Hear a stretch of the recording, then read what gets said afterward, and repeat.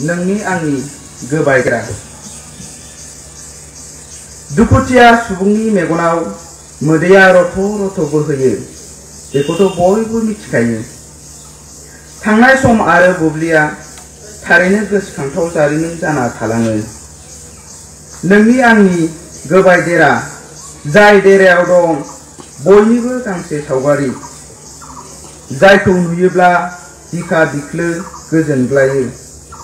नाथाय माब्लाबा समाव माबेबा जाथाया गंसे गोजोन न'खराव सुहाबनानै होनाय बायदि खें मोनखाङो गोरबोफ्राव, जायखौ बुंनानै फोजोब हाया, जायखौ नुनानै सहायनो हाया।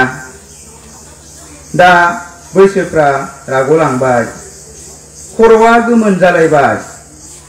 दिनै गोसोखांदों बै समखौ, जाय समाव आं गेलेयोमोन गामिनि फोथाराव, गामिनि दैसायाव, आरोबावसो रंजायोमोन बैसागु बोथोराव।